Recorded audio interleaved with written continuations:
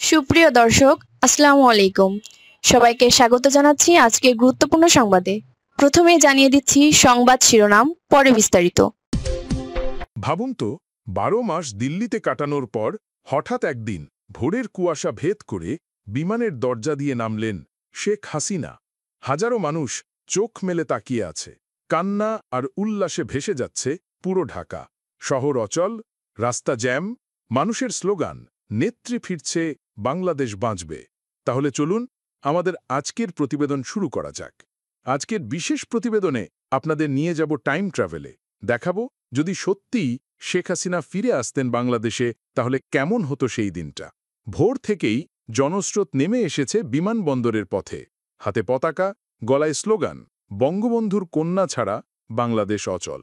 বিমানবন্দরের আকাশে তখন গর্জে উঠছে হেলিকপ্টার।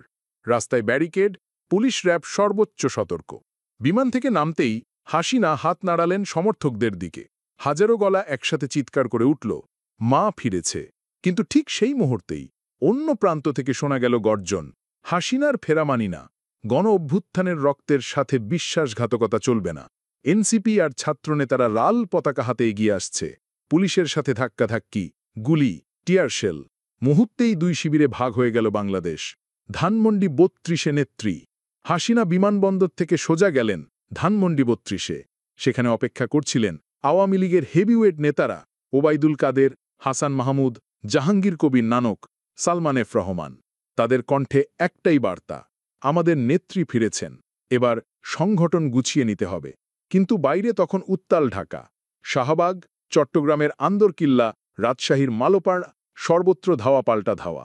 ১ বছর আগে যে গণ অভ্যুত্থান হাসিনাকে দেশ ছাড়তে বাধ্য করেছিল, আজ তারই উল্টো স্রোতে দাঁড়িয়ে আওয়ামী লীগ আবারও শক্তি দেখাতে শুরু করল।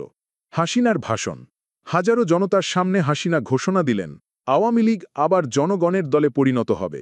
তার কণ্ঠে ছিল বঙ্গবন্ধুর আবেগ, উন্নয়নের স্বপ্ন আর ক্ষমতায় ফেরার দৃঢ়তা। গ্রামে গ্রামে আবার সভা সমাবেশ শুরু হল। কর্মীদের কণ্ঠে ফিরে এলো পুরনো স্লোগান, বঙ্গবন্ধুর কন্যা ছাড়া বাংলাদেশ অচল। কিন্তু দেশ কি সত্যি এই ডাক মেনে নেবে? এনসিপির পাল্টা অবস্থান। অন্যদিকে এনসিপি আর ডক্টর ইউনূসের তরুণ ছাত্রনেতারা বলছে, এই ফেরা মানে অতীতের দুর্নীতি, দমননীতি আর ভয়ঙ্কর অন্ধকারে ফিরে যাওয়া। ঢাকার রাস্তায় মুখোমুখি হল দুই শক্তি। একদিকে আওয়ামী লীগের সবুজ লাল মিছিল, অন্যদিকে এনসিপির লাল পতাকার গর্জন। মাঝখানে শুধু পুলিশের ব্যারিকেড। মগবাজারে সংঘর্ষে আহত শতাধিক মানুষ। নারায়ণগঞ্জে আওয়ামী লীগের কার্যালয়ে হামলা। কুমিল্লায় এনসিপি কর্মীদের মিছিল।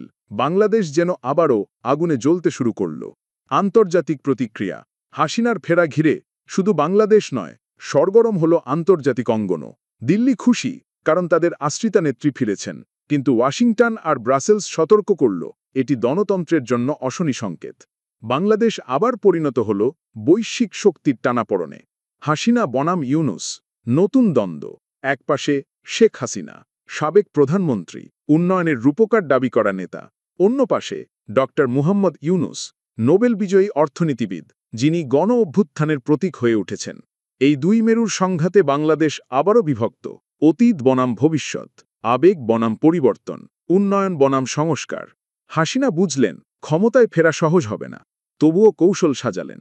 গ্রামে গ্রামে পুরনো ঘাঁটি দখল করা, প্রশাসনের প্রভাব ফিরিয়ে আনা, আদালতের মামলার জট খোলা, বঙ্গবন্ধুর আবেগ জাগানো। তিনি বললেন, আমার ফেরা মানে আওয়ামী লীগের ফেরা, আমার ফেরা মানে বাংলাদেশের নতুন করে বাঁচা।